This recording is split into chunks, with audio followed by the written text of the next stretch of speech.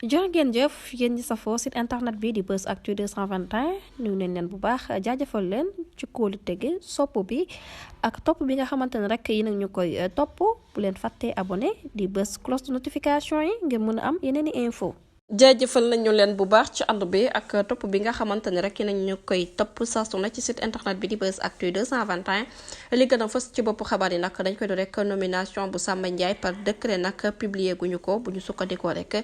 ci ki yor kàddu gouvernement bi ginnaaw nag sortem bu mujj bi nga xamante ne rek daal dina koy def jarale ko ci ab live ci page Facebook am moom ilimaanu jawriñ bu njëkk bi nag di Ousmane Sonko daal dina yëkkati ay kàddu di déggale que ne nag nomination Samba Ndiaye ci poste président bu conseil administration PCA bu SN bu HLM nag daal di wuñu koy officialiser maanaam daal validé wuñu ko kii di Moustapha Ndiéké Sarré mi yor porte-parole gouvernement bi moom tamit nag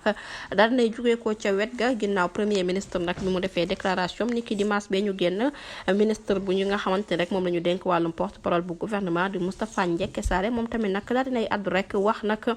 ci wax yi nga xamante ne rek jamono ji moo commencé di yokk ci nomination Samba Ndiaye en tant que président bu conseil administration PCA bu SN HLM moom nag daal dinay préciser que ne décret bu nu mel nag publié guñu ko maanaam daal officialisé guñu ko ndax am na ay nomination yu bari yoo xamante ne rek annoncé woon nañ ko ci ay conseil des ministres waaye ci mbir mu nu mel nag dafa daal di war a am ab procédure décret bi nga xamante ne rek daal dinañ koy wax signifiéwul benn yoon que ne nag joxe nañ ko wala sax concerné na ministre tutelle bi waaye nag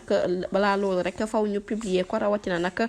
kàddu yi nga xamante ne rek jot na ko expliquer suñu nattangooy RFM bu ñu sukkandikoo ba tey rek ci moom mi moo dine nag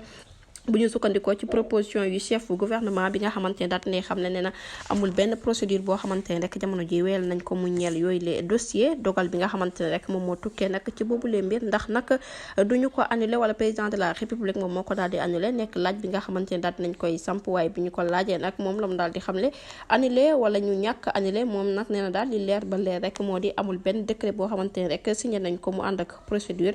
comme nag niñ ko waxee bu yàggul dara te yëf yi nag faw rek nga am notification wala ab publication bu koy dëggal di kàddu yu Moustapha Ndiéké Sarré lu ñeel nag publication boobu le décret rawatina bu Samba Ndiaye daal dinay dëggal ci jamono bi nga xamante ne rek ñu ngi waxtaan daal amul leen loo xamante ne rek jot nañ ko publier wala ñu officialiser ko ba jaarale ko ci boobu le journal leneen nag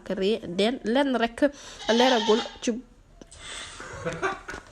bu ñu ko laajee nag ndax dañ koo annulé moom nag la mu daal di xamle moo di leer ba leer daal moo di ne nekk bépp décret boo xamante ne rek signé nañ ko dinañ topp procédure bi comme nag annonce bi nga xamante ne rek moom ñu ko laajee nag ndax dañoo annulé rek boobu lee dogal ne daal di leer ba leer nag bi ñu ko laajoo rek ba xam dañoo annulé boobu lee décret la mu daal di xamle moo di lu leer ba leer rek mooy bépp décret boo xamante ne rek signé nañ ko dinañ topp procédure bi comme nañu ko wéyalee mu nekk nag mbir moo xamante ne rek da nga jot ab notification wala ab publication di kaddu kii di monsieur Sarré ne na nag lu ñeel publication décret bi nga xamante ne rek moom moo ñeel nomination bu Samba Ndiaye nag daat nay dëggal ci jamono bi nga xamante ne ñu ngi wax daal lenn leeragu ci maanaam daal amul leen loo xamante ne rek lu officiel la ci boobu les dossiers du ñàkk dinañ ci ñëwaat ci yeneen di jotaayu xabaar jërë ngeen jëf ci ànd bi bu leen fàttee abonné bés cloche de notification yi ngir mën a am yeneen i xibaar